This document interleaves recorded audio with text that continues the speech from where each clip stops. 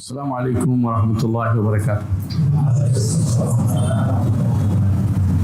আলহামদুলিল্লাহ রাব্বিল আলামিন ওয়াসসালাতু ওয়াসসালামু আলা আশরাফিল আমবিয়া ওয়াল মুরসালিন নবিয়িনা মুহাম্মাদিন ওয়া আলা আলিহি ওয়া আসহাবিহি আজমাইন, আম্মা বা'দ। আলহামদুলিল্লাহ, আমরা ইমাম ইবনে কুদামা আল মাকদিসি রাহমাতুল্লাহ আলাইহি, মুওয়াফফাকুদ্দিন ইবনে কুদামা আল মাকদিসি রাহমাতুল্লাহ আলাইহির কিতাব লমাআতুল ইতিকাদ। লমা শব্দের অর্থ হচ্ছে বলগা, বলগা অর্থ হচ্ছে পাথেয়, আকীদার সংক্ষিপ্ত পাথেয়। এটার মধ্যে তিনি আলোচনা করেছেন।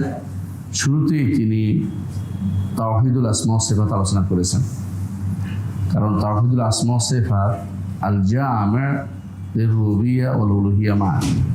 তাওহীদুল আসমা ওয়াস সিফাত হচ্ছে তাওহীদুর রুবুবিয়্যা ও উলুহিয়্যা দুটাকে একত্রিত করে, অর্থাৎ তাওহীদুর রুবুবিয়্যা এবং তাওহীদুল উলুহিয়্যা, যেটা আল্লাহকে রব মানার যেটা দরকার এবং আল্লাহরই একমাত্র ইবাদত করা, যদি কেউ তাওহীদুল আসমা ওয়াস সিফাত যথাযথভাবে বুঝে, ওই দুইটা তার আদায় হয়ে যাবে। এই জন্য শুরু করেছেন তিনি আসমা ওয়াস সিফাত দিয়ে, বেশি পরে যে অন্য কিছু আলোচনা করেছেন। আসমা ওয়াস সিফাতের আলোচনা করতে গিয়ে তিনি এ পর্যন্ত 13টা সিফাতের আলোচনা করেছেন, মোট 13টা সিফাতের আলোচনা করেছেন। আমরা লাস্ট যে জায়গায় ছিলাম অনেকদিন রমজানের আগে, যে জায়গায় আমরা থেমেছিলাম, আজকে এরপর থেকে ইনশাআল্লাহ শুরু করব। সর্বশেষ যে আলোচনা করেছি সেটা হচ্ছে আল ইস্তিওয়া আল আরশ, আরশের উপরে ওঠা, আরশের উপরে ওঠা। এটা ছাড়া অন্য কোনো অনুবাদ করা যাবে না, কারণ আপনি ঠিকই এটা অন্যখানে অনুবাদ এটা করেন। কোরআনে কারীমের বিভিন্ন জায়গাতে ইস্তাওয়া শব্দটা আসছে, ওখানে উঠা অনুবাদে করেন। কোরআনে কারীম আল্লাহ তাআলা বলছেন, যখন তোমরা এই বাহনগুলোর উপরে উঠবে তখন তোমরা বলবে সুবহানাল্লাযী সাখখারা লানা হাযা ওয়া মা কুন্না লাহু মুকরিনিন। ওখানে আর কোনো অনুবাদ করেন, আপনি উপরে উঠে অনুবাদ করেন। আবার কোরআনে কারীম আল্লাহ তাআলা বলছে ওয়াস্তাওয়াত আল জুদি, পাহাড়ের উপরে যখন নৌকাটা উঠলো, সাফিনা উঠলো, জাহাজটা উঠলো, এখানে ঠিকই উপরে উঠে অনুবাদ করছেন। তো যখন আল্লাহর সাথে আসে তখন কেন আপনি বিভিন্ন রকমের এদিক সেদিক খোঁজেন? একজনে এক অনুবাদ করে, যা কেউ বুঝতে পারে না কি বোঝাতে চাচ্ছে, এমন অনুবাদ নিয়ে আসেন কেন? স্বচ্ছ শব্দটা কেন অস্বচ্ছ করেন? কোরআনে কারীম আল্লাহ তাআলা 3 জায়গাতে ইস্তাওয়া শব্দটি ইস্তাওয়া আলা আসছে, ইস্তাওয়াতু আলাইহি, ইস্তাওয়াত আল জুদি। তো এইভাবে 3 জায়গায় আসছে। ফাইজা ইস্তাওয়াইতা আনতা ওয়া মা'আকা আলাল ফুলকি ফাকুল আলহামদুলিল্লাহিল্লাযী নাজ্জানা মিনাল কওমিয যালিমিন। যখন তোমরা নৌকার উপর, জাহাজের উপর উঠবা, তুমি এবং তোমার সাথীরা, সেখানে কেউ অনুবাদ করে না সমাসীন, কেউ সমুন্নত, কেউ অন্য কিছু অনুবাদ করে না, এখানে সব উপরে উঠে অনুবাদ করে। কিন্তু যখনই আল্লাহর সাথে আসে তখনই আবার এদিক সেদিক পালাতে আরম্ভ করি আমরা। কেন? আল্লাহ উঠলো, এটা শুনলে অনেক কষ্ট লাগে, কিন্তু আল্লাহ হাসরের মাঠে আসলেও এটা শুনতে কষ্ট লাগে না? আসে কিনা? আল্লাহ কিছু করে কিনা? আল্লাহ তাআলা যাই করেন তার ধরন আমরা জানি না, তবে অর্থ আমরা বুঝি, হাসরের মাঠে তিনি আসবেন, তিনি তার পিণ্ডগুলো উন্মুক্ত করবেন, তিনি রাগ করেন, তিনি খুশি হন। যতগুলি সিফাত ফেলিয়া আছে, কর্মগত সিফাত আছে আল্লাহ, সবগুলির অর্থ আমরা বুঝি। এগুলি আরবি ভাষার একেবারে সহজ শব্দ। আরবি কোনো ডিকশনারি নিয়ে আসতে হবে না যে বোঝার জন্য। যে কোনো আরবি ছোট্ট বাচ্চা পর্যন্ত শব্দটা বুঝে। তাহলে আমি কেন এটা এত কঠিন বানিয়ে ফেলছি? কারণ আমার মনের ভিতরে কি আছে? সমস্যা রয়েছে। আমি আল্লাহ তাআলার সিফাত সাব্যস্ত করতে পারছি না। এই জন্য আমি বিভিন্ন রকমের দূরবর্তী শব্দ এনে এখানে ব্যবহার করি, যাতে করে কেউ বুঝতে না হয়।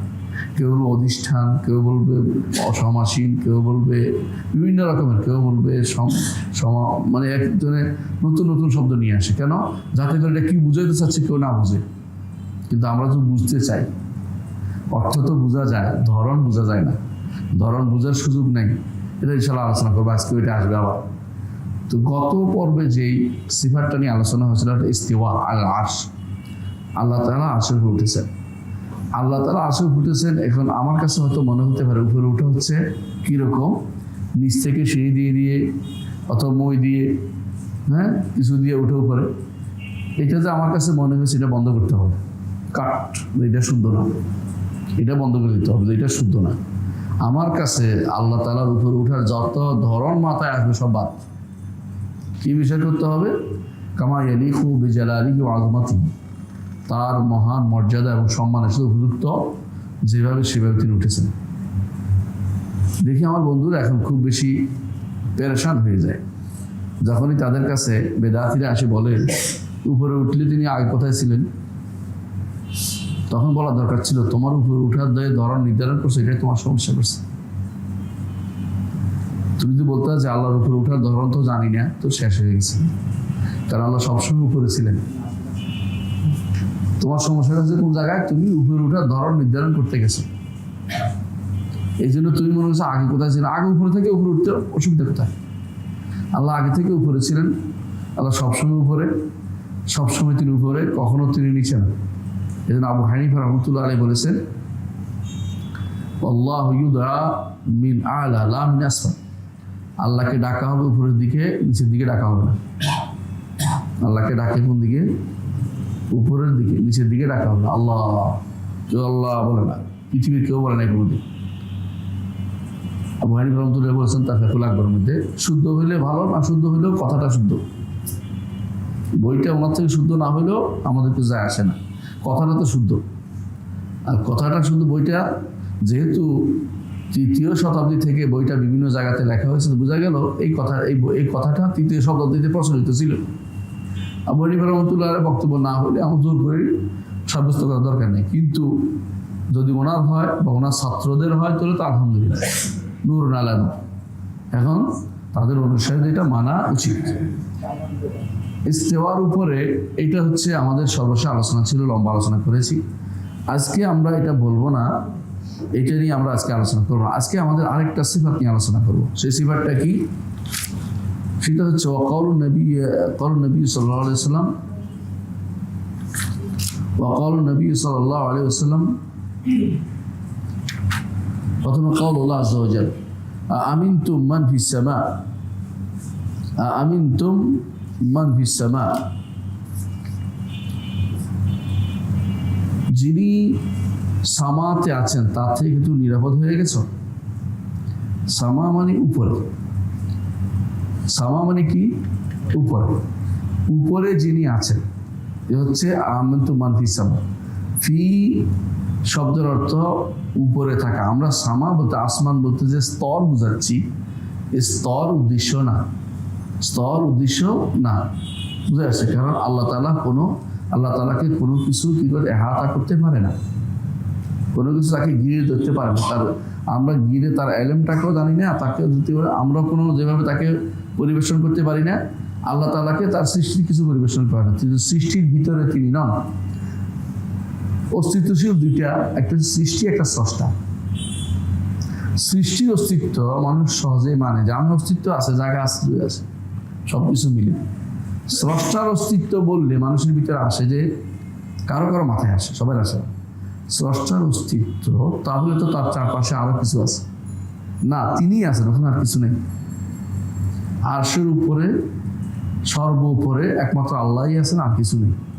তাকে পরিবেষ্টন করার মতো কিছু নেই, তিনিই আছেন। এইটা যত বেশি তাড়াতাড়ি মাথায় ঢুকবে তত বেশি সমস্যা মুক্ত হবে।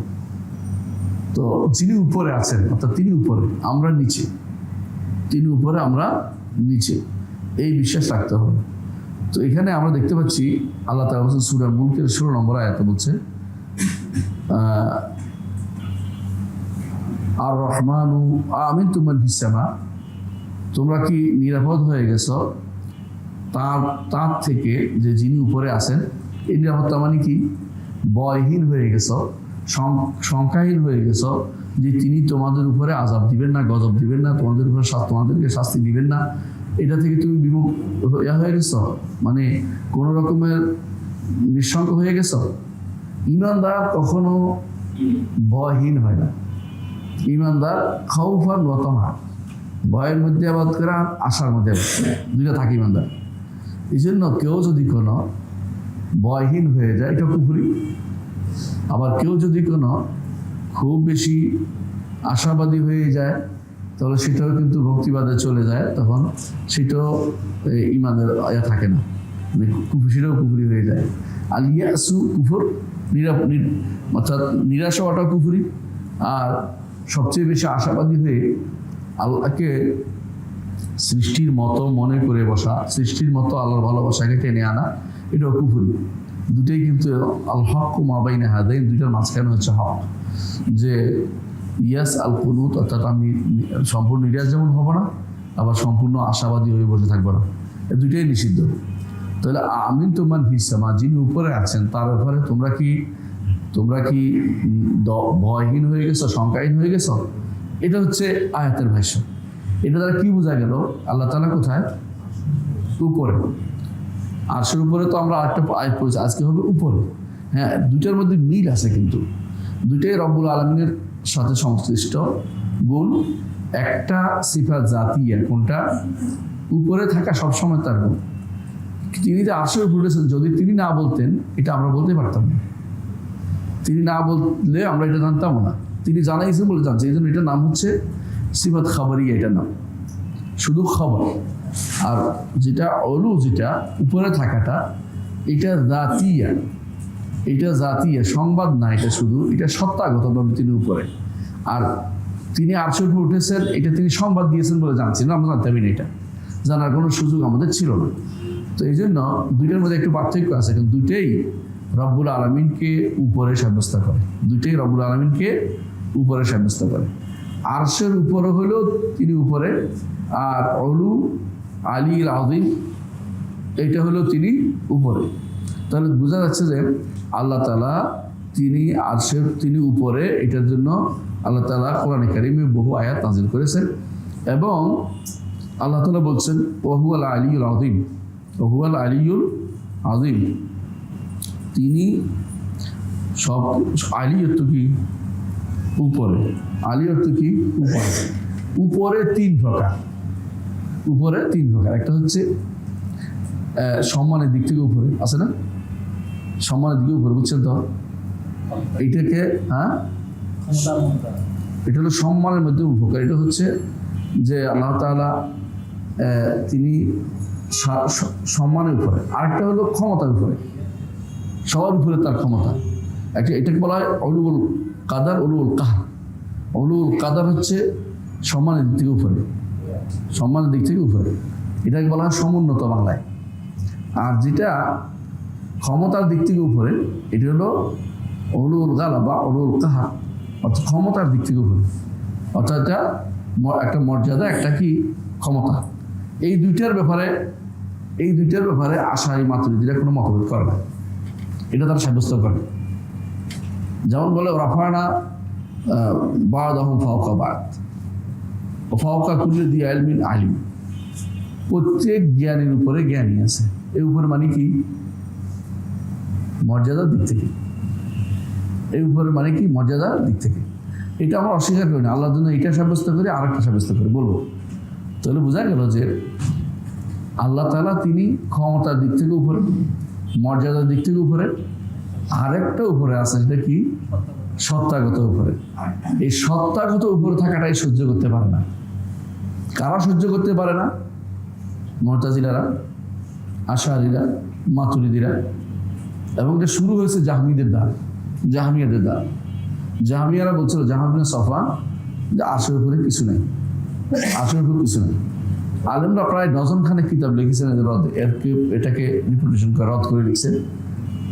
সবার নাম দিয়েছেন আর-রাদ আলাল জাহমিয়া, আর-রাদ আলাল জাহমিয়া, জাহমিয়াদের উপর। এবং যুগে যুগে আলেমরা যে জিনিসের কারণে কাফের বলেছেন, যে জিনিসের কারণে কাফের বলেছেন, এর মধ্যে একটা, যে কেউ যদি আল্লাহকে উপরে না বিশ্বাস করে, সে ব্যক্তি জাহমি, সে ব্যক্তি কাফের। এখানে আর কোনো রাগ ঢাক নাই, যুগ যুগ আলেমরা এটাই বলেছেন, এখনো বলেন। আপনি দেখবেন শেখ বিন বাজ রহমতুল্লাহ আলাইহি তার বিভিন্ন ফতোয়ার মধ্যেও তিনি বলেছেন যে কাফের।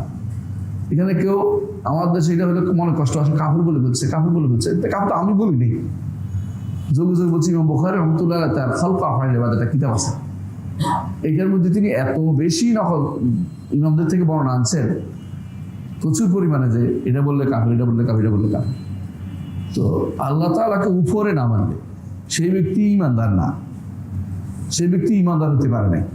ঈমানের পরিচয় পাওয়া যাবে আল্লাহকে উপরে মানে কিনা, এটারও বর্ণনা এখানে হাদিসে আমরা পাবো। তাহলে বোঝা গেল আমাদের সাথে বেদাতীদের ব্যাপারে, বেদাতীদের সাথে পার্থক্যটা এক জায়গায়, সেটা কি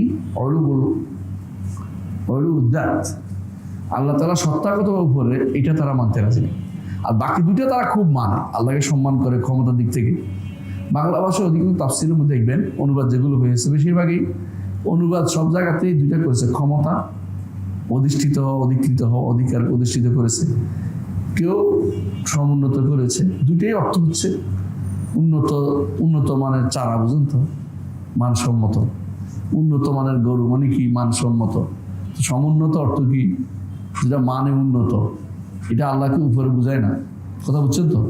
উলুউল্লাহ আলা খালকিহি বুঝতে হলে আল্লাহ তাআলাকে উপরে কথাটা বলতে হবে। অনেকে বলে ঊর্ধ্বে বলবো, উপরে বলবো, পার্থক্য কি বলেন তো? এটা একটা চালাকি করছে। ঊর্ধ্বে শব্দটি দুই রকম অর্থ হয়।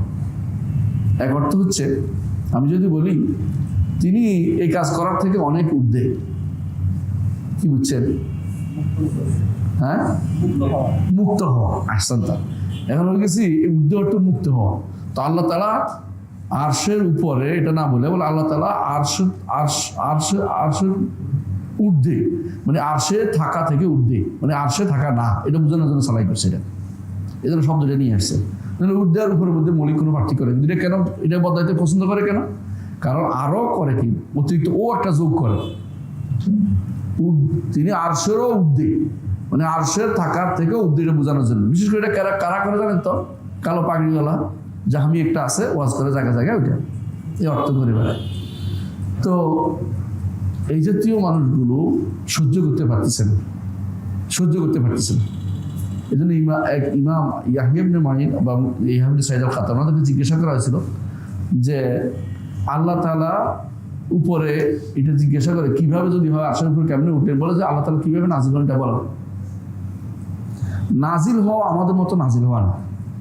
আমরা কিভাবে নাজিল হই? মই দিয়ে, অথবা রশি দিয়ে ধরে ধরে, অথবা কি দফাস করে পড়ে, তাই তো? কিছু একটা তো হয়। আমাদের যত রকমের ধারণা মাথায় আসে, ধরনটা আল্লাহর জন্য সাব্যস্ত করা হবে না। কিন্তু নুজুল শব্দটা সারা দুনিয়াতে বিখ্যাত।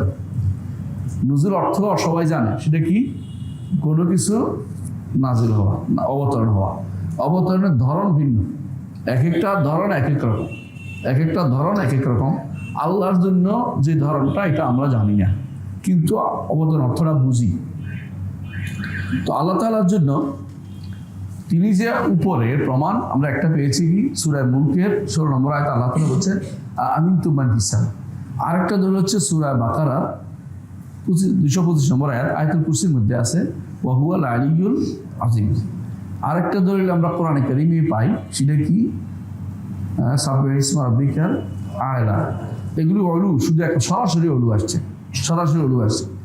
আবার রাসূলুল্লাহ সাল্লাল্লাহু আলাইহি ওয়াসাল্লাম যখন এটা নাযিল হয়েছে তখন বলেছিলেন যে সাজদার মধ্যে তোমরা এটা রাখো, এই যে আলুহা ফি সুজুদিকুম, সাজদার মধ্যে তোমরা বলো সুবহানা রাব্বিয়াল আ'লা। তো রাসূলুল্লাহ আমাদেরকে এটা জানিয়ে দিলেন যে তিনি উপরে আর আমি নিচে, আমার নিচটা একেবারেই নিচে, এরপরে আমার যাওয়ার জায়গা নেই। সেজদা দিচ্ছি মাটিতে আল্লাহর জন্য। একথা কেউ যেন না বলি আল্লাহর পায়ে সেজদা দিচ্ছি বা আল্লাহর কুদরতি পায়ে সেজদা দিচ্ছি, এরকম কিছু বললে কাফের হয়ে যাবে। এগুলো আল্লাহকে আল্লাহর পায়ে সেজদা দিন, আল্লাহর কুদরতি পায়ে সেজদা দিন। এই দুটি হচ্ছে তথাকথিত আশারি মাতুদের বানানো নীতি। এগুলিকে আমরা কখনো বিশ্বাস করি না। আমরা কোথায় সেজদা দিই? মাটিতে সেজদা দিচ্ছি। কি জন্য? আল্লাহ বলছে সেজদা দিতে বলছে, তাই দিচ্ছি। সেজদা দিতে বলেছেন যে সেই জন্য দিচ্ছি। কিন্তু আমরা কোনো সত্তার উপরে আমরা কোনো সেজদা দিচ্ছি না। কারণ আল্লাহ তাআলা সৃষ্টির ভিতরে নন, তিনি সৃষ্টির উপরে। স্রষ্টা এবং সৃষ্টি আলাদা, দুটাকে একসাথে করা যাবে না। এই জন্য সুবহান রাব্বিয়াল আ'লা আমরা সেই নিচু অবস্থা, সবচেয়ে নিচু অবস্থায় বলি আল্লাহ আপনি অনেক উপরে, আমি অনেক নিচে। বিনয়ের সর্বশেষ ডালি যেন আমি বিছিয়ে দিলাম যে আল্লাহ আপনি অনেক উপরে, আমি অনেক নিচে।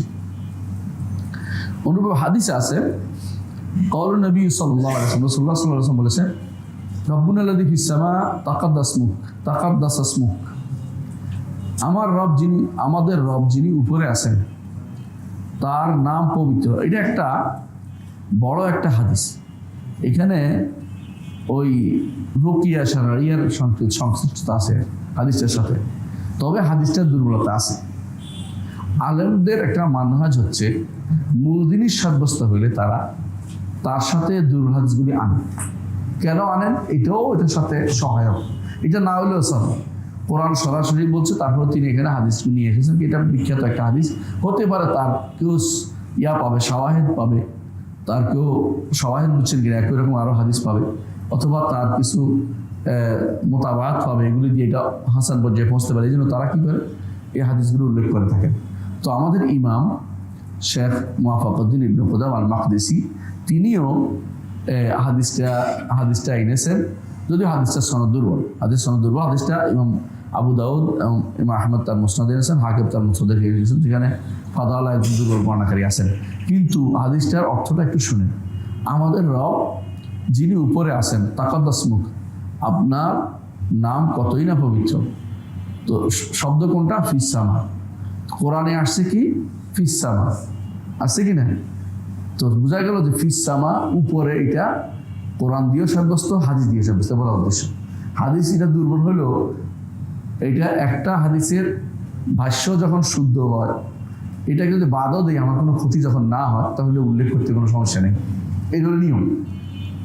যখন একটা হাদিসের ভাষ্য শুদ্ধ, কথা এটা শুদ্ধ, ধরেন আপনার সূরা ফাতিহা পড়তে হবে নামাজে, তাই না, সালাতে, এটার জন্য হাদিস আছে ধরেন 10টা, এর মধ্যে ধরেন 7টা, বোঝার জন্য বলতেছি উদাহরণ দিয়ে, 7টা একেবারেই সহি, আরও 3টা উল্লেখ করার মধ্যে কোনো সমস্যা নেই। এবং কেউ যদি বলে যে 3টা দুর্বল, তাহলে 7টা কী করবে? ওই 3টা কেন উল্লেখ করতে হবে? এটাকে ইস্তিগনাস বলে। একটাকে কী করে আরও বেশি এগিয়ে দেয়, সামনে এগিয়ে দেয়, কিন্তু এটার দ্বারা কোনো দলিল দেওয়ার উদ্দেশ্য থাকে না। তো তিনিও তাই বলেছেন, এগুলো হাদিসটা নিয়ে এসেছেন দলিল হিসেবে না, কারণ দুর্বল হাদিস দিয়ে দলিল দেওয়া লাগে না আমাদের, আলহামদুলিল্লাহ। পরবর্তী আরেকটা হাদিস তিনি নিয়ে এসেছেন, সেটা কি হাদিস হচ্ছে এটা, ক্বাল লিল জারিয়া, তিনি দাসীকে বলেছেন আইন আল্লাহ, আল্লাহ কোথায়, আল্লাহ কোথায়। এখন যদি কেউ বলে যে আইন সম্পর্কে প্রশ্ন করা যাবে না, কার উপর রদ করলো? রাসূলের উপর। রাসূল প্রশ্ন করেছেন, আইন আল্লাহ প্রশ্ন করেছেন রাসূল। এই হাদিসটা কোথায় আসছে? ইমাম মালিক আনছে, মুসলিম আনছে, সবাই আনছে হাদিসটা। মালিক ইবনে আনাস তিনি এনেছেন, ইমাম মুসলিম এনেছেন হাদিসটা। এটা হচ্ছে হাদিসের সনদের মধ্যে আপনি যত রকমের সালাকি করেন না কেন, কিছু করা যাবে। এরা 2 রকমের নেমেছে। এক রকমের নামছে, বলতেছে যে হাদিসের ঘটনা তো আমার জানা আছে, তাই না? ওহুদের জায়গা, ওহুদের প্রান্তরে, ওহুদ তো আপনারা গেছেন অনেকেই, ওহুদের প্রান্তরে ছাগল চড়াইতো এক দাসী, এক বেটার দাসী। তো যাই দেখে যে ছাগল থেকে একটা ছাগল বেড়ালে নিয়ে গেছে, ওই যে নেকড়ে নিয়ে গেছে। দেখে ভীষণ খেপে গেছে, তুমি কি চোখে দেখো নাই, লাঠি নিয়ে দৌড়তে পারলে না, ইত্যাদি ইত্যাদি। তো এক চট দিছে। তো সাধারণত মেয়েদের আঘাত করা এটা আরবদের যাতে নাই, তো খুবই হয়ে গেছে, ইয়া রাসূল আমি তো রাগ করে চট দিয়ে ফেললাম, কি করি?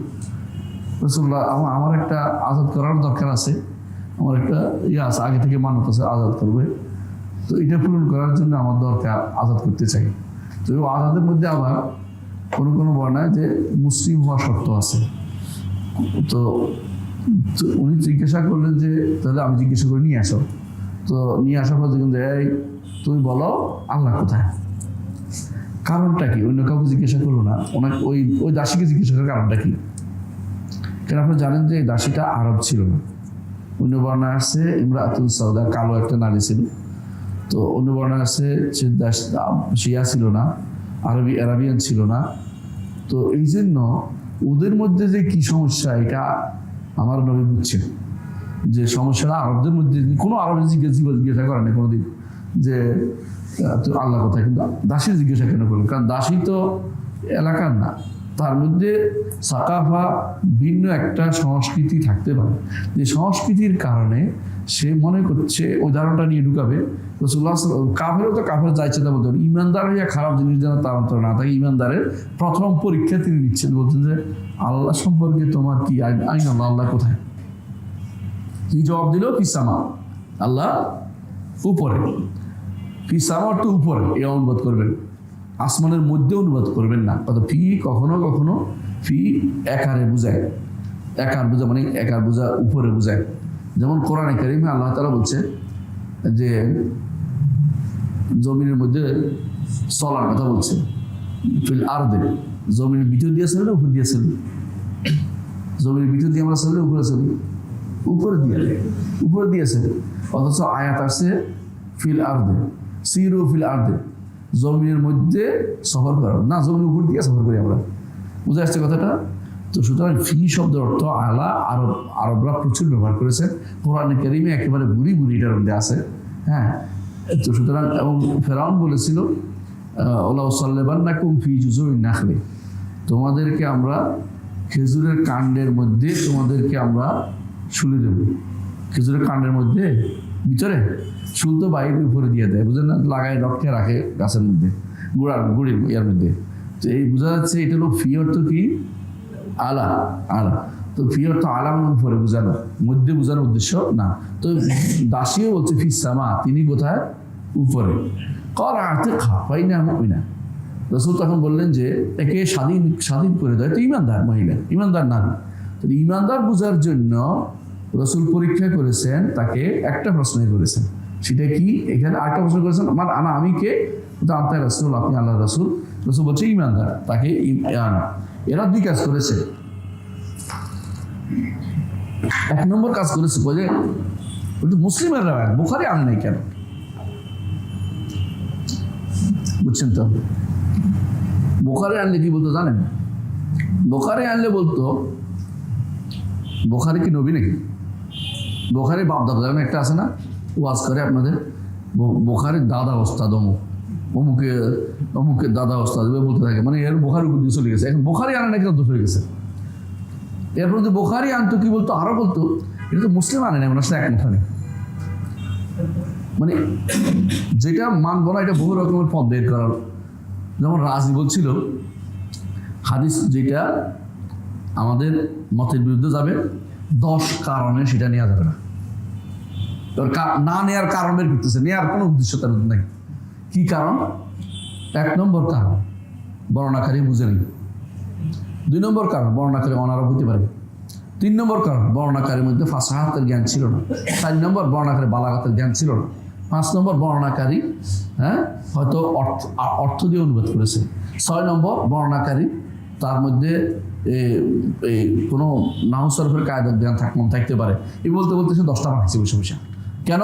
যে কোনো একটা দিয়ে তো হাদিস বাদ দেওয়া দরকার। তাহলে হাদিস বাদ দেওয়া দরকার, কারণ আল্লাহ উপরে মানতে পারছে না কোনো রকম। রাজিরা কোনোদিনই তওবা করে শেষ জীবনে তিনি সহিহ আকীদা ফিরে আসছেন, এই জন্য কিছু বলছি না। কিন্তু ওনারা কোনোদিনই সারা জীবন ব্যয় করছে এটা সাব্যস্ত করার জন্য যে আল্লাহ তাআলা উপরে নেই। যারা আল্লাহ তাআলা উপরে নাই বলবে তারাই জাহামি। তাদেরকে জাহামিয়া বলতে কোনো রকম দ্বিধা করবেন না। যুগে যুগে এটাই আলেমরা নিয়েছেন যে যারা উপরে বলবে না তারা জাহামি। জাহামিয়াদের প্রথম পরিচয় ছিল এটা, আল্লাহকে তারা উপরে মানতে রাজি নেই, আল্লাহকে উপরে মানতে রাজি নেই। তো কি বলে আল্লাহকে? ওই যে আল্লাহকে কিছু কোথাও বলা যাবে না। কোথাও না বললে দুইটা হয়, একটা হচ্ছে কোথাও নাই শুধু আমার ভিতরে, আরেকটা হয় এটা কোথাও নাই মানে আসলেই নাই, এখন আল্লাহ নাই হয়ে গেল, নাউযুবিল্লাহ। তো দুইটা, এই জন্য ইবনে তাইমিয়া রাহমাতুল্লাহ আলাইহি বলেন জাহমিয়াদের 2 ভাগ আছে। এক ভাগ মুতাকাল্লিম যারা, মানে কালাম শাস্ত্রবিদ যারা, ওদের কাছে আসলে আল্লাহর কোনো অস্তিত্বই নেই।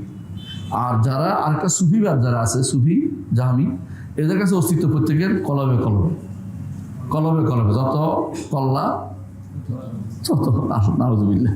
তো এইটা হচ্ছে ওদের বক্তব্য। এইটা হলো কি দিয়া কয় যে বুখারী আনলে গেল ইত্যাদি ইত্যাদি। আর একটা সুযোগ পাইছে, সারাদিন বসে চিন্তা করে এইখানে সনদের মধ্যে অমুক অমুক আছে, অমুক অমুক তো এরা কি করে মুহাদ্দিসিনদের একটা দোষ দেখো, মুহাদ্দিসিনরা সব দেহবাদী, মুহাদ্দিসিনরা সব দেহবাদী না, আহলে হাদিসরা, হাদিস যারা এরা সব দেহবাদ বলে। তো আমরা যদি এটা আল্লাহ রসুল যদি কোনো এটা বলে থাকেন, রসুলকে কি বলবা? সাহাবায়ে কেরামকে কি বলবা? তখন আর চুপ মেরে থাকে, তারা কথা বলে না। দোষটা শুধু মুহাদ্দিসিন দিতে পছন্দ করে তারা। তো এরা তখন দোষ এদিকেও দেয়। আবার এরপরে বলে ওদের শব্দের মধ্যে ভিন্নতা আছে। কোনো কোনো শব্দ আছে যে আইন আল্লাহর জায়গা, সেখানে আছে যে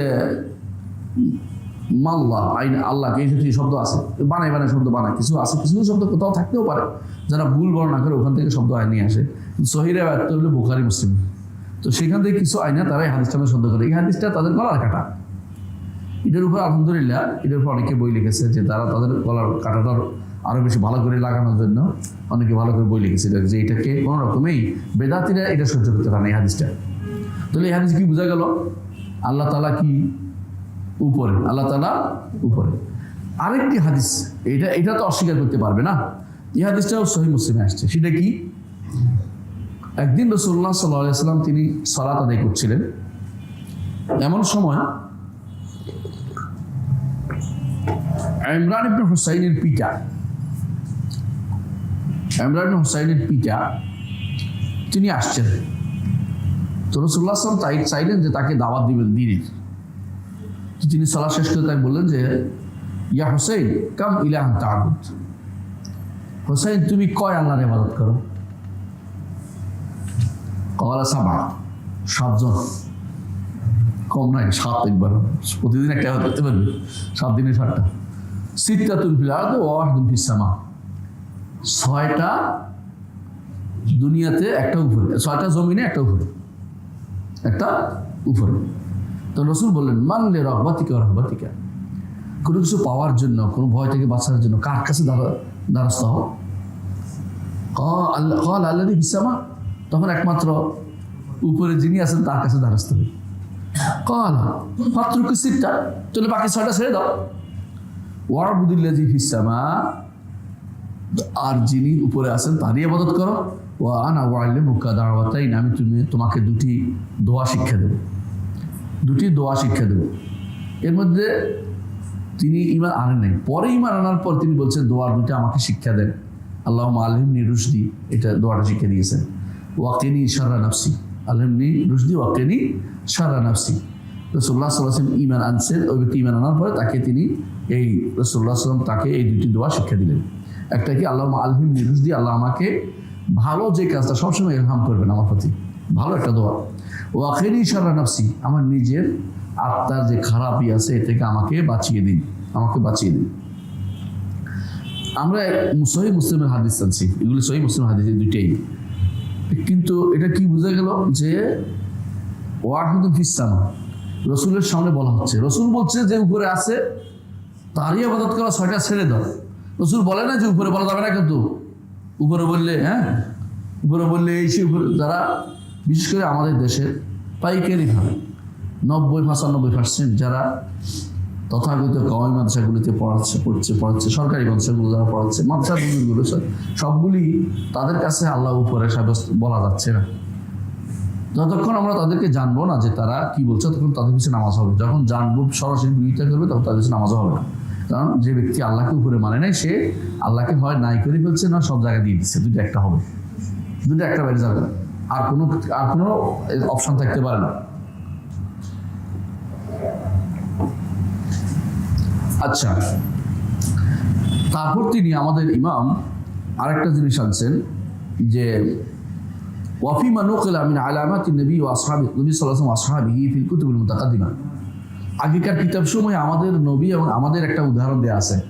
সেটা কি? ইন্নাহুম ইয়াসজুদুনা বিল আরদ, তারা মাটিতে সিজদা করে। ওয়া ইয়াজুমুনা আন্না ইলাহুম ফিস সামা, তারা মনে করে তাদের আল্লাহ উপরে আছে। এটাও একটা দুর্বল। প্রথমত আমাদের দলিল দেওয়ার দরকার নেই, এটা দিয়ে আমাদের কোনো প্রয়োজন নেই। তারপরেও তিনি এটা এনেছেন যে আগেকার কিতাবের জিনিস দিয়ে আমাদের কোনো কাজ নেই। তাছাড়া যদি কয়েকটা সমস্যা আছে, একটা হচ্ছে যে আন্নাহুম ইয়াসজুদুনা বিল আরদি ওয়া ইয়াজুমুনা, আসলে কি আমরা ধারণা করি না বিশ্বাস করি? দৃঢ় বিশ্বাস করি, ধারণা করি বলা হয়েছে। তাহলে বোঝা গেল কথাগুলি কি নয়, শুদ্ধ নয়। এবং আমাদের ধারণা সবার জন্য, এটা এইবারে শুধু উম্মতে মুসলিমার বিশ্বাস এটা না, এটা সমস্ত সময় যত নবী আসছে, রাসূল, সবার বিশ্বাস আল্লাহ তাআলা উপরে, আল্লাহ তাআলা উপরে সমস্ত সবাই বিশ্বাস করেছেন। তাহলে এইটা শুদ্ধ নয়। আরেকটা হাদিস বলি আমরা ইনশাআল্লাহ।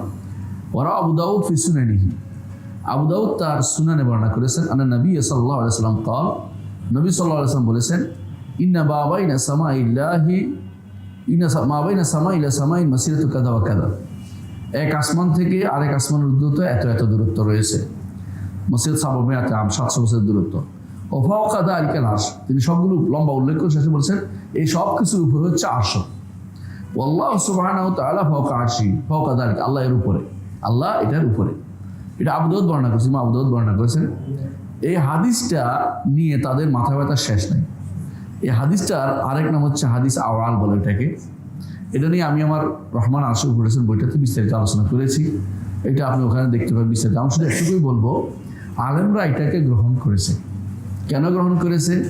কারণ সব জিনিস গ্রহণ করলেই নিতে হবে এটা না। ঘটনা হচ্ছে যে জিনিসের ব্যাপারে মতভেদ নাই, ওই জিনিস যদি উম্মতের মতভেদ ছিল না একটা সময়, এখন নতুন করে মতভেদ তৈরি করা যাবে না। আর ওই যখন মতভেদ নাই তখন যে সমস্ত হাদিস বর্ণিত হবে এগুলিকে গ্রহণযোগ্য বলে বিবেচিত হয়। কথাটা বুঝে আসছে? যেগুলোর মধ্যে মতভেদ আছে এগুলোর মধ্যে কেউ যদি বলে যে এগুলিতে আমরা নিয়ে নিচ্ছে, তাহলে বলে গ্রহণযোগ্য হলো না, আগে থেকে মতভেদ চলে আসছে। আর উলুউল্লাহ মাসালাটা, আল্লাহ উপরে থাকার মাসালাটা এমন একটা মাসালা যেখানে মতভেদ কোনোদিনই ছিল, যেমন একটু পর আমরা উল্লেখ করবো ইনশাআল্লাহ, দলিলগুলো উল্লেখ করবো। তাহলে বোঝা গেল যে আমরা এতক্ষণে বুঝতে পারলাম যে এই হাদিসটা আগে থেকেই ইমামরা বর্ণনা করে আসছে, কেউ এটা নিয়ে মতভেদ করে না। এখন মতভেদ হয়েছে এক জায়গায়, একটু মাঝে মধ্যে একজন বর্ণনাকারী আছে মাজহুল, এটা নিয়ে তাদের যত আলোচনা। তো এর পরেও হাদিসটা আমি শুদ্ধ করছি না, হাদিসটা কি ইস্তিনাস ব্যবহার করা যাবে, ইস্তিনাস বলে এটাকে, অর্থাৎ অন্য হাদিসের সাথে এটাকে ব্যবহার করতে হয়। কেন করতে হবে? ইমামরা যুগে যুগে যে একই মতে ছিলেন এটা বোঝানোর জন্য। কারণ যারা বর্ণনা করেছে এই হাদিসটা তারা সবাই তৈরি এই মতের অধিকারী, যারা এই হাদিসটা বর্ণনা করেছে এই মতটা তারা সবাই বিরোধিতা করতে হবে। আমি মানি না, এটা কেন বর্ণনা করবো? আমি যদি কোনো কেউ উল্টাপাল্টা নিয়ে আসেন বর্ণনা করবো না, কারণ উল্টাপাল্টা নিবো না। তো এটা বোঝানোর জন্য তারা কিন্তু হাদিসগুলো নিয়ে আসেন। তাহলে বোঝা গেল যে এরকম যদি কোনো হাদিস কেউ আসে কোনো কিতাবে আনে, এ নিয়ে তাদের উপর দোষ দিবেন না। ইমাম যাহাবী রহমতুল্লাহ আলাইহি তিনি এইরকম হাদিস বহু এনেছেন। তার একটা কিতাব আছে, নাম হচ্ছে আল উলু, আরেকটা কিতাব আছে আল আরশ, দুইটা কিতাব আছে। আরেকটা কিতাব আছে আল আরবাঈন। 3টা কিতাব লিখছেন শুধু আল্লাহকে উপরে সাব্যস্ত করতে। চিন্তা করে দেখছেন, আল্লাহ উপরে এই কথাটা প্রমাণ করার জন্য তিনি 3টা কিতাব লিখছেন। এটা কার ছাত্র? ইবনে তাইমিয়ার ছাত্র। ইবনে তাইমিয়ার আরেক ছাত্র নাম হচ্ছে ইবনুল কাইয়িম, তিনি এই জাতীয় 3টা কিতাব লিখছেন। একটার মধ্যে তিনি খুব এই জিনিসটা আলোচনা করেছেন, নাম দিয়েছেন ইজতিমাউল জুয়ুশুল ইসলামিয়া ফি গাজওয়িল মুআত্তালাতিল জাহমিয়া। এই আল্লাহ তাআলা উপরে এটা সাব্যস্ত করার একটা বই লিখছেন বিশাল। এর মধ্যে তিনি বিস্তারিত আলোচনা করেছেন আর 2 কিতাবে, আরো 2 কিতাবে বিস্তারিত। একটা হচ্ছে আবু দাউদ ইখতিসার সুনান আবি দাউদ যেটা করেছেন ওইটা, আরেকটা হচ্ছে তিনি আলোচনা করেছেন, আরেকটা হচ্ছে তার সেটা হচ্ছে সওয়াকুল মুরসালা আর সওয়াকুল মুরসালার মধ্যে। এগুলিতে তিনি বিস্তারিত আলোচনা করেছেন। যখনই সুযোগ পেয়েছেন এই মাসালা তিনি বেশি আলোচনা করতেন। দুনিয়ার মধ্যে আলোচনা করেছেন, বহু বছর তিনি আলোচনা করেছেন। তার আরেক ছাত্র ছিল ইবনে আব্দুল হাদি, যিনি মুহাররার ফিল হাদিস লিখেছেন। তিনি ইসরাউল্লাহ আলা আরশ উপর একটা বই লিখেছেন, এত বড়। এটা এখনো বের হয়নি, বাংলা অনুবাদ হয়নি, আর বের হয়েছে। তো এটা বাংলা অনুবাদ হওয়া দরকার।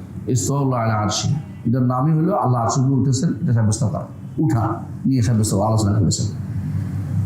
ইমাম ইবনুল কাইয়িম রাহমাতুল্লাহ আলাইহি এর এই বিষয়টা তার ছাত্র ইবনে কাসিরও এরকম তার গ্রন্থের মধ্যে এগুলো উল্লেখ করেছে, এবং এর আগেও অনেকে উল্লেখ করেছে। তো এর অর্থ ওনারা লিখছেন তা আমি একটু আপনাদেরকে দেখাবো কারা কারা এতে এজমা করেছে। এজমা উল্লেখ করেছে 20 জনের বেশি।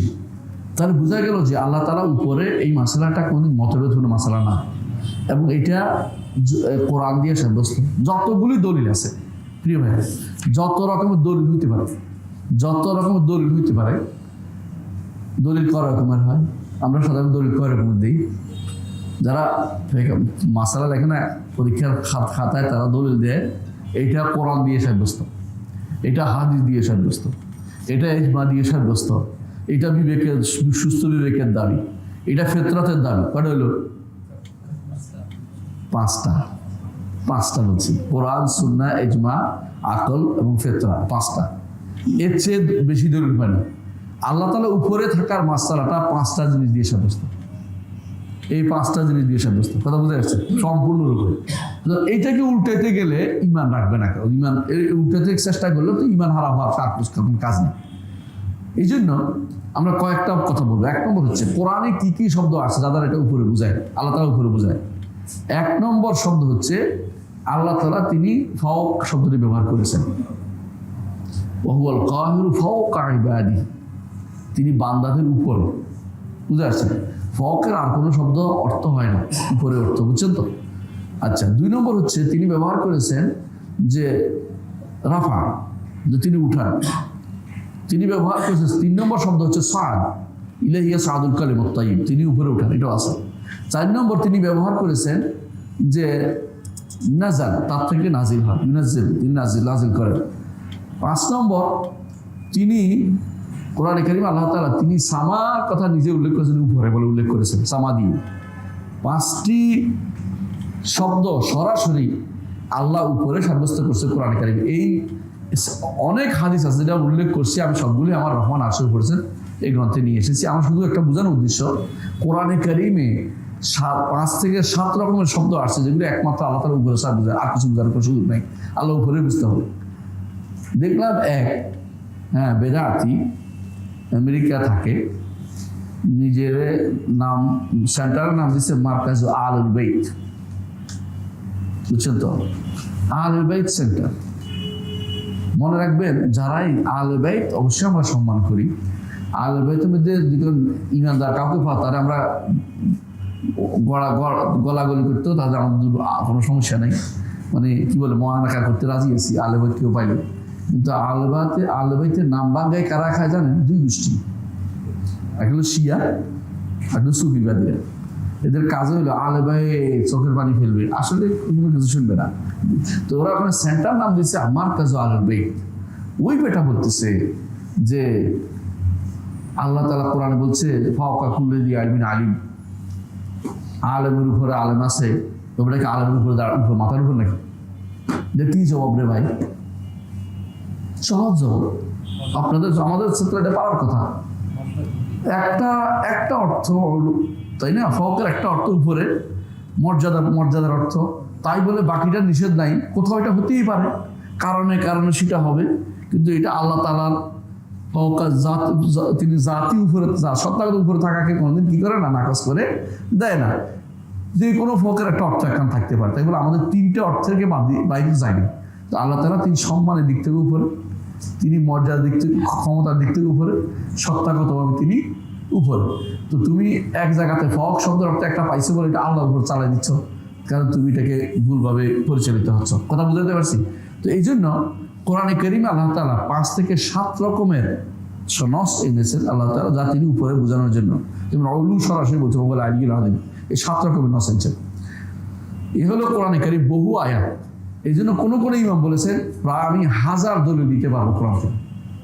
আপনি আশ্চর্য হবেন, কোনো জায়গায় আপনি বলবেন যে আমি তাফসীর করতে যাই দেখছি এটা উলুল্লাহ বুঝায়, হাদিস উলুল্লাহ বুঝায়, এরকম বহু আছে, আপনি দেখবেন। এগুলো কোরআন দিয়ে, হাদিস দিয়ে সাব্যস্ত। আমরা হাদিস কয়টা আনছি? আইনাল্লাহ একটা, আরেকটা কি ইয়া হুসাইন কাম তা'বুদুল ইয়াওমা মিন ইলাহান, কয় ইলাহ তুমি কয়জন ইবাদত করো। 3 নম্বর যে হাদিসটা, সেটা আমরা উল্লেখ করবো এখন। আপনারা সবাই জানেন যে রাসূলুল্লাহ সাল্লাল্লাহু আলাইহি ওয়াসাল্লাম একদিন বন্টন করছিলেন, জিনিসপত্র বন্টন করছিলেন না, একজন বলছে ইনসাফ করেন। রাসূল বলেন যে আমি আল্লাহর পক্ষ থেকে, উপরে যিনি আছেন, আসমানের উপরে যিনি আছেন, তিনি আমাকে আমিন হিসেবে পাঠিয়েছেন। তোমরা কি আমাকে আমিন মানবে না? আমাকে তুমি যথাযথ আমি করবো, যথাযথ বন্টন করে কি তোমরা মেনে নিবে না? শব্দটা কি বলছেন? আলা তা'মানুনি ওয়া আনা আমিনু মান ফিস সামা, যিনি উপরে আছেন তার পক্ষ থেকে আমি আমিন হিসেবে এসেছি, আর তোমরা কি আমি আমানতদার মানবে না? এটা হলো রাসূলুল্লাহ হাদিস, এটা বিশুদ্ধ হাদিস, সহিহ মুসলিমের হাদিস। আরেকটা হাদিস সবাই জানে, সেটা রাসূলুল্লাহ সাল্লাল্লাহু আলাইহি ওয়াসাল্লাম মেরাজে গিয়েছিলেন, তাই আরেকটা বাড়ছে 4 নম্বর। 5 নম্বর রাসূলুল্লাহ সাল্লাল্লাহু আলাইহি ওয়াসাল্লাম বলেছেন ফেরেশতারা সকালে নামে একদল, তাই না, আরেকদল উপরে উঠে যায়, আরেকদল নামে আরেকদল উপরে উঠে যায়। উপরে যায় কেন? আল্লাহ না দেখলে কোথায় যায়? কোথাও বুঝেন নাই, তাই না? তারপরে ফেরেশতারা, রাসূল বলেছেন তোমরা কি সেরকম কাতার করবে না, যেভাবে রবের কাছে তার ফেরেশতারা কাতার করে, কিরকম ইউতিমুনা সাফাল আউয়ালা ফাল আউয়াল, প্রথম কাতার পূরণ করে তারপর দ্বিতীয় কাতার পূরণ করে, তারা সেভাবে আল্লাহ তাআলার আরশের চারপাশে সেভাবে আছে। রব্বুল আলামিনের তার আরশের চারপাশে কি ফেরেশতারা, ওয়া তারাল মালাইকাতা হাফিনা মিন হাওলিল আরশি ইউসাব্বিহুনা বিহামদি রাব্বিহিম, সুবহানাল্লাহ বিহামদি বলেই যাচ্ছে। আল্লাহ তাআলা আরশের উপরে বলেই তো তারা সেটা করতেছে। আরশ যখন আল্লাহ তাআলা প্রথম কথা বলে শুনে কারা, আরশ বহনকারীরা। বহু রকমের হাদিস পড়লেই পাবেন আল্লাহ তাআলা আরশের উপরে। কিন্তু এত হাদিস কারো যদি মনে দাগ না কাটে, কারণ তার অন্তরের ভিতরে আগে থেকেই উল্টে আছে, মানে যে পানির রাস্তা জায়গাটা এটা উল্টে গেছে।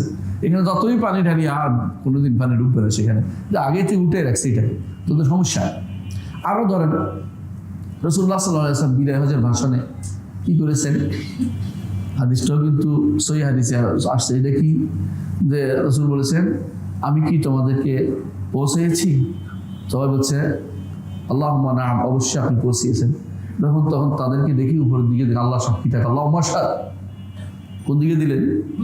উপরে। রাসূলুল্লাহ সাল্লাল্লাহু আলাইহি ওয়াসাল্লাম যখন আশহাদু আল্লা ইলাহা ইল্লাল্লাহ বলতেন কোথাও উঠাইতেন? উপরে। আমরাও কথা বলার সময় আঙ্গুল উপরে উঠে যাচ্ছে, তখন আশহাদু আল্লা ইলাহা ইল্লাল্লাহ উঠে যাচ্ছে। কত যে আছে তার হিসাব নাই। এগুলি সবই কি প্রমাণ করে? তিনি উপরে। আরো দেখেন, শুধু তাই নয়,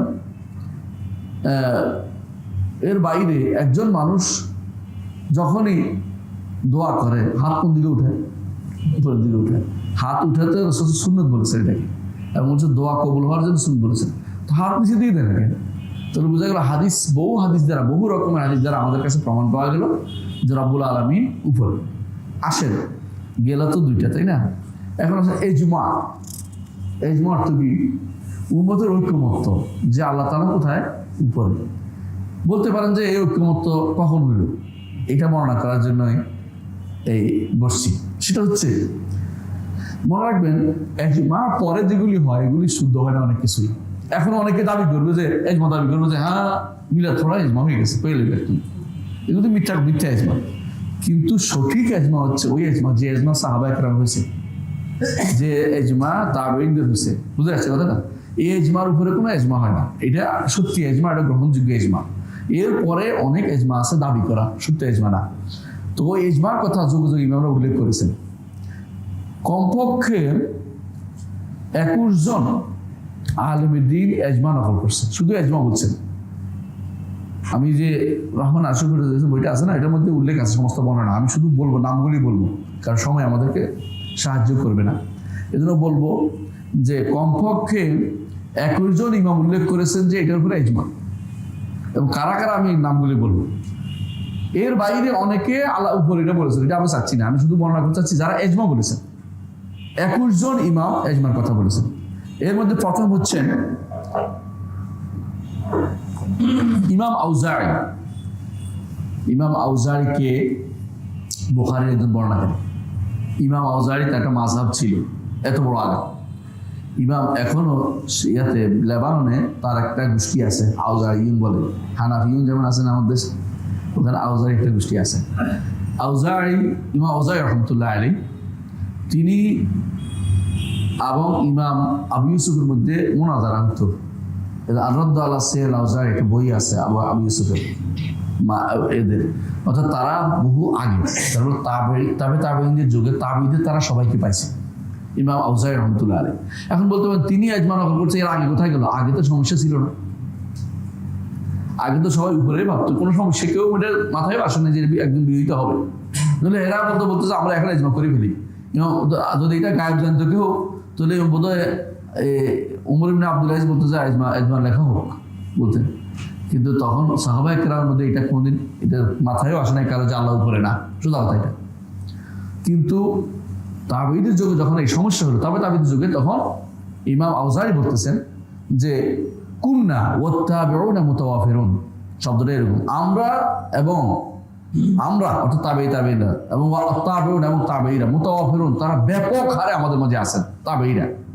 কারণ তিনি আবু হানিফা রাহমাতুল্লাহ প্রায় সমপর্যায়ে একই টাইমের লোক। এই জন্য তিনি বলছেন তাবিদের পেয়েছেন তিনি, আতবাউ তাবিন তিনি বলছেন মুতাওয়াফিরুন নাকুলু, আমরা বলি ইন্নাল্লাহ ফাওকা আরশি, আল্লাহ আরশের উপর। কুলনা, আমরা সবাই বলি, এর অর্থ কি ইজমাই মাসালা, বুঝলেন তো কথাটা। ওয়া নু'মিনু বিমা ওয়ারাদ বিস-সুন্নাতু মিন সিফাতিহি, সুন্নাহর মধ্যে তার যে সমস্ত সিফাত আসছে, গুণাবলী আসছে, এগুলিকে আমরা ঈমান আনতাম। তো কে বলতেছেন? ইমাম আউজাঈ।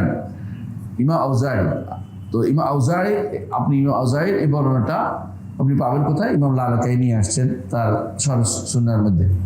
ইবনে তাইমিয়া বলছেন সহিহ সনদ। ইবনে হাজার, যিনি এই মতে বিশ্বাসের মধ্যে সমস্যা তার ছিল, তারপর তিনি বলছেন সহিহ সনদ, তিনি বলছেন সনদটা সহিহ। বাইহাকি, যিনি এই মতের মধ্যে তার সমস্যা, তিনিও বলছেন সহিহ। তাহলে শত্রু যেটাকে সহিহ বলে, আপনি এটাকে উল্টাতে পারেন না। তাহলে বোঝা গেল ইজমা হয়ে গেছে আতবাউ তাবিদের এই মতের উপরে ইজমা ছিল যে আল্লাহ তাআলা উপরে। দ্বিতীয় একজনের নাম বলবো, সবাই কথা বলবো না। Qutaiba ibn Saeed al Baghlani. Qutaiba ibn Saeed al Baghlani হচ্ছে 6 হাদিসের কিতাবের মুহাদ্দিসদের উস্তাদ একজন ব্যক্তি, তার হচ্ছে কুতাইবা ইবনে সাঈদ আল-বাগলানী। বুঝছেন তো? 6 হাদিসের বুঝছেন তো?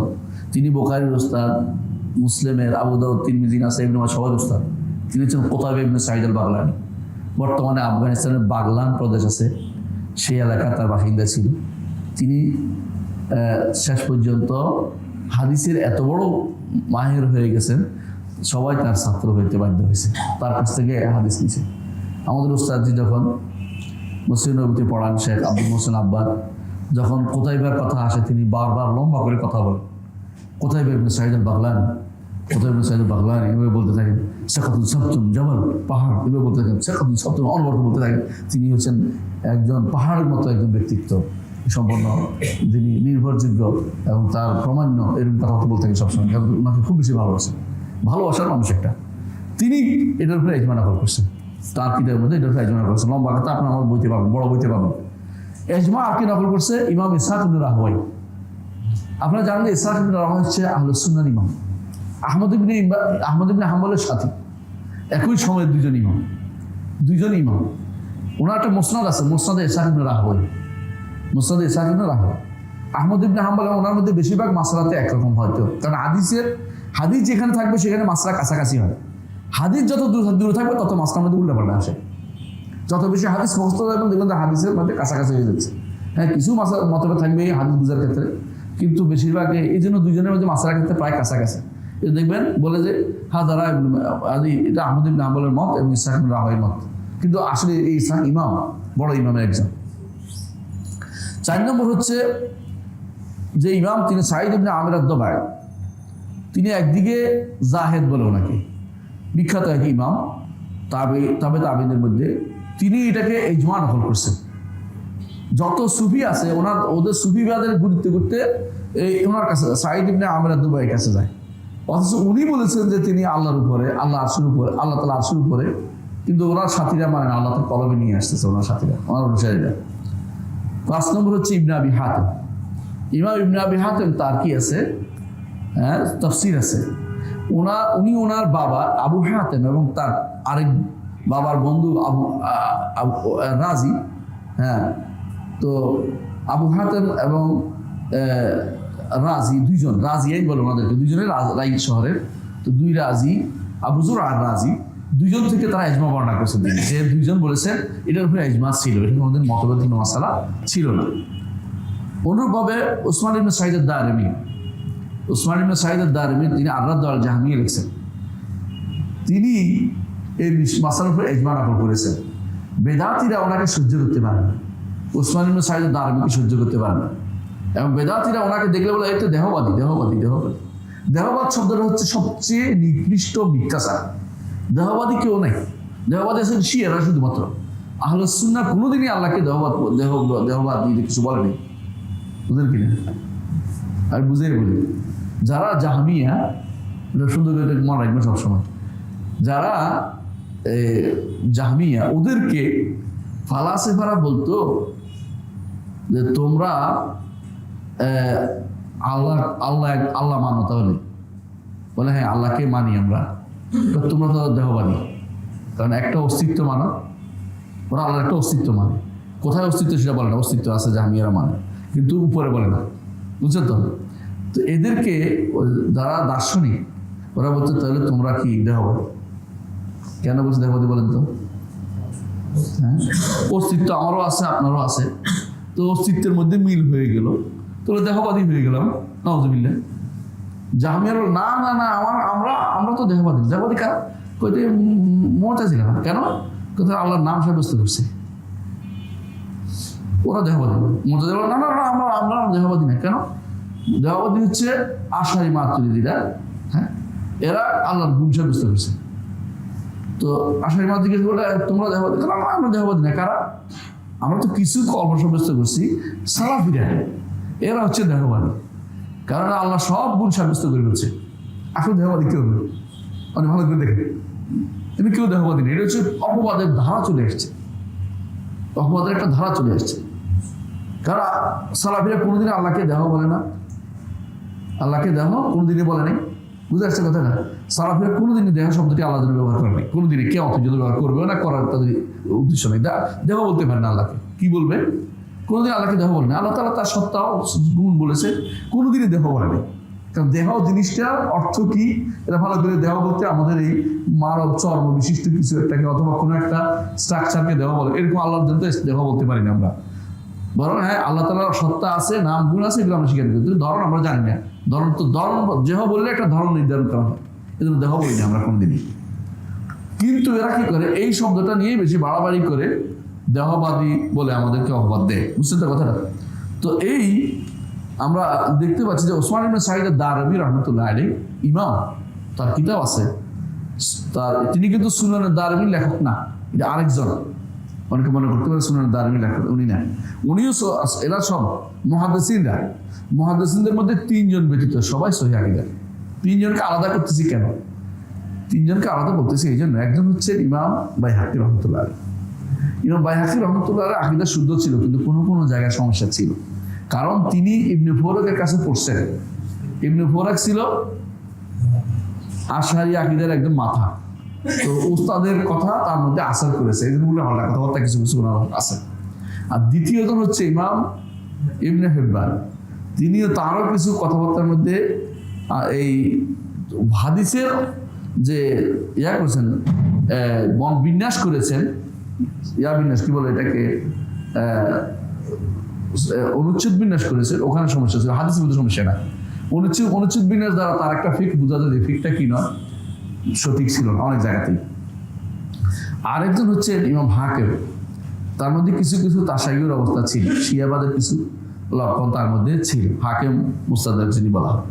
এর বাইরে কোনো মুহাদ্দিসকে আপনি খারাপ ভাবে পাবেন না। মুহাদ্দিস মানেই হচ্ছে তারা সঠিক পথ, সঠিক আকীদা ও মানহাজের দিকে কোনোদিনে তারা কারো কাছে পরোয়া করতো না। এই জন্য দেখেন ইমাম আহমদ ইবনে হাম্বল যতই তিনি তাকে কষ্ট দিয়েছে, কোনোদিন তিনি হক কথা ছাড়েন নাই, তিনি হক কথা একটু ছেড়ে দেন নাই। মুহাদ্দিসিনরা এর আগে ধরেন ইমাম যিনি লিখছে, ইমাম নাম হলো কি, ইমাম বারবিহারি রহমতুল্লাহ, যিনি এত কষ্ট পেয়েছেন মানুষের থেকে, কিন্তু তারপরেও তিনি হক কথা ছাড়েন নাই। তিনি মারা গেছে একটা মানুষ দেখতে পায় না তাকে, এমনভাবে মারা গেছে, একটা রুমের ভিতরে যায় মারা গেছে, এবং জানাজাও হতে পারে না, কয়েকজন মানুষ জানাজা দিছে, অথচ কিন্তু তারপরে তিনি হক কথা ছাড়েন না, বারবিহারি রহমতুল্লাহ। তো মুহাদ্দিসিনরা সবসময় কিন্তু হকের উপরে তাদের চলাফেরা উঠা বসা ছিল, সবসময় সবকে অগ্রগতি দেখতেন। দেখতে পাচ্ছি আমরা ওসমান ইবনে সাঈদ আদ-দারমি তিনিও ইজমা নকল করছেন। ইজমা নকল করছেন ইবনে খুজাইবা রহমতুল্লাহ আলাইহি, ইবনে খুজাইবা রহমতুল্লাহ আলাইহি। ইজমা নকল করছেন ইমাম ইবনে কুতাইবা। ইবনে কুতাইবা আরেকজন, এটা আগে যে বলছে কুতাইবা ইবনে সাঈদ উনি না, ইবনে কুতাইবা আরেকজন, তিনিও ইজমা নকল করছেন। ইজমা নকল করছেন জাকারিয়া আস-সাজি, যিনি ইমাম আশআরীর সমসাময়িক, যার কাছে ধাক্কা খেয়ে ইমাম আশআরী সঠিক আকীদা শিখছে। ইমাম আশআরী যখন আবুল হাসান আশআরী আসেন, বাগদাদে আসছেন, বাগদাদে এসে দেখে যে মানুষ সব সাজিদ দরবারে। তো ওনার ঘরে অবস্থিত বলছে যে আমি এটা করছি, মতাদের মধ্যে এটা করছি। তিনি বলছে এগুলো করছি, এগুলো কোনো দরকারি কিছু না, দরকারি মনে করেন না, মানে মানতে গিয়ে তুমি বসে বসে এটা বলে কি বলে, আকীদার জন্য হাদিস শিখতে হবে তোমাকে, তো হাদিসে তোমার জ্ঞান নেই, হাদিসে আকীদা ঠিক লিখতে পারবে না। তখন তিনি আকীদার হাদিস শিখে বই লিখছেন, নাম দিয়েছে আল ইবানা আন উসুলিদ দিয়ানা। এই বইটা এখনো সব জায়গাতে যত আছে এই বইটার মধ্যে তিনি সহি আকীদা তুলে ধরতে চেষ্টা করেছেন, আলহামদুলিল্লাহ। তো জাকারিয়া সাজি, হ্যাঁ সময় শেষ? আচ্ছা ঠিক আছে, জাকারিয়া শেষ করে দিবে এখন। জাকারিয়া সাজি তিনিও সহি ইজমা বর্ণনা করেছেন যে আল্লাহ তাআলা আরশের উপরে। 10 নম্বরে যা বর্ণনা করেছেন ইমাম আশআরী। 11 নম্বর ইমাম হারব আল কিরমানি, ইমাম আহমদের ছাত্র। 12 নম্বর ইবনে বাত্তাহ রুকবারি। 13 নম্বর আবু ওমর আত-তালামানকি। 14 নম্বর আবু নুআইম আল ইসফাহানি। 15 নম্বর আবু মুহাম্মদ আল মাকদিসি। 16 নম্বর ইবনে আবি যায়েদ আল কায়রাওয়ানি, যাকে ছোট মালিক বলা হয়। আর 17 নম্বর ইবনে আব্দুল বার। 18 আবুল কাসিম আত-তাইমি।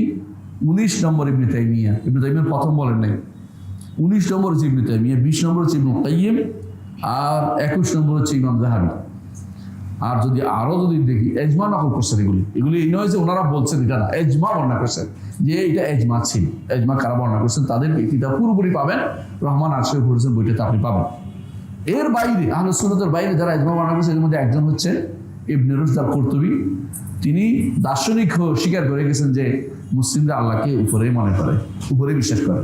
আরেকজন হচ্ছে তিনি হচ্ছেন ইমাম কুরতুবী। ইমাম কুরতুবী ইবনে রুশদ না, এটা আরেক কুরতুবী, যিনি তাফসীর লিখেছেন। তাফসীর লেখক কুরতুবী তিনিও স্বীকার করেছেন তার তাফসীরের মধ্যে যে এই আল্লাহকে আরশের উপর এটা সবসময় স্বীকার করে আসছে, আমরা শুধু মানতে পারতেছি না, মানে আশারি হইয়া খাওয়ার কারণে উনি মানতে পারতেছেন। উনি বলছেন যুগে যুগে আগে সালাফরা এটাই বলতো আল্লাহ আরশের উপরে, কিন্তু আমরা উনি মানতে পারতেছেন না সালাফদের কথা, কিন্তু উনি ইজমাটা উল্লেখ করেছেন। কিন্তু প্রমাণিত হলো যে এটা ইজমাই মাসালা, এই ব্যাপারে কোনো মতভেদ করার কোনো সুযোগ নাই। সর্বশেষ একটা কথা বলবো যাতে করে এই আলোচনা শেষ হয়। ইমাম মালিককে প্রশ্ন করা হয়েছিল যে আবু আব্দুর রহমান আল্লাহ আরশের উপরে উঠেছেন, কিভাবে উঠলেন? তখন তিনি বলেছেন ইস্তিওয়া গায়রু মাজহুল, উপরে ওঠাটা অজানা বিষয় না, শব্দটা আমরা জানি সব। ওয়াল কাইফু গায়রু মাকুল, এর ধরনটা আমাদের বিবেকে ধরে না। আল ঈমান বি ওয়াজিব, এর উপর ঈমান আনাটা কি ওয়াজিব, মানে কি ফরজ। ওয়াজিব মানে আমার সুন্নত, ওয়াজিব না, এটা বুঝলেন না কথাটা, এটা ফরজ। ওয়াদ সুয়াল ওয়ানু বেদা, এই মানে প্রশ্ন করাটা বেদা। তারপর তাকে নির্দেশ দিল যে তুমি বের করে দাও, এটা মজলিসে, এই মজলিসে বেহুদা আলোচনার সময় নাই, কি জন্য তারা বের করে দিয়েছে, বুঝলেন তো। ইমাম মালিক রাহমাতুল্লাহ কিন্তু হাজিম সাবধানী মানুষ ছিলেন, তার দরবারে উল্টাপাল্টা কথা বললে তিনি ভালোই পিটি লাগাতেন। এক ছেলে আসছে একবার আইসা বলতেছে আমার বাবা পাঠাইছে আপনার কাছে এলম শিখার জন্য। বলো বল, উল্টাপাল্টা প্রশ্ন করছে, কে রাখে 18টা বাড়ি দিল, গনে গনে 18টা বাড়ি দিয়েছে। তো এবার কাজে দিয়েছে, ছেলে কাজে বলছে আমার বাবা সব বিক্রি টাকা টুকা দিয়ে পাঠাইছে, আপনি আমার মারছেন। তো বলতেছে যে ঠিক আছে, নরম হয়ে গেছে, ঠিক আছে তোরা 18টা হাদিস শোনাই দিল। তো 18টা হাদিস শোনাই দিছে, তো খুশি হয়ে গেছে যে তাকে মারতে দিছে, হাদিসটাও শোনাই দিছে। মানে এরকম খুব কঠোর ছিলেন। আমার মা কেউ উল্টাপাল্টা কথাবার্তা বলতো বের করে দেবে, এখান থেকে বের করে বাকির কাছে নিয়ে পিটাই দিয়ে দূরে আসবে, পিটাই দিতে দৌড়াই পিটাই বাইরে দিতে এখান থেকে। মানে আকিদের ক্ষেত্রে উল্টাপাল্টা কথাবার্তা বলতে সহ্য করতেন না, আমার ভাবতে পারে খুবই কঠোর ছিল এখানে। যেটা অন্যদের আলোচনা করতেন বলতেন কোনো আলোচনা নাই, এটা বেদাতি আলোচনা, বেদা বের পেতে এরকম করতে মানে কঠিন ছিল। মদিনার মানুষ তো ভালো, মানে আকিদের ব্যাপারে একদম শক্ত ছিল। আর আমরা জানি যে মদিনা হচ্ছে ইমান, মদিনায় ফিরে যাবে। হ্যাঁ, ভারতবর্ষ থেকে যত ফেতনা যাবে, ভারতবর্ষ ফেতনা শুধু সারা দুনিয়া ছড়াচ্ছে। পূর্ব দিকে ফেতনা রাসূল বলছে না, আমাদের দেশ থেকে ফেতনা তো আর এর চেয়ে বড় ফেতনা বোধ আর পৃথিবীতে কোথাও নাই। আল্লাহরে সব জায়গায় বিশ্বাস করা বোধ আমি বলি, মানে ইউরোপ আমেরিকা খুঁজলেও বা আফ্রিকা খুঁজলেও পাবেন না, শুধু বাংলাদেশে পাবেন বা ভারত উপমহাদেশের মধ্যে মানুষদের পাবেন। আল্লাহ আমাদের হেফাজত করুন। সুবহানাকাল্লাহু ওয়া বিহামদিকা আশহাদু আল্লা ইলাহা ইল্লা আনতা আস্তাগফিরুকা ওয়া আতুবু ইলাইক। আসসালামু আলাইকুম ওয়া রাহমাতুল্লাহি ওয়া বারাকাতুহু। ইনশাআল্লাহ আগামী দর্শে আমরা আল কালাম নিয়ে আলোচনা করবো ইনশাআল্লাহ। 15 নম্বর সিফাত আল্লাহ।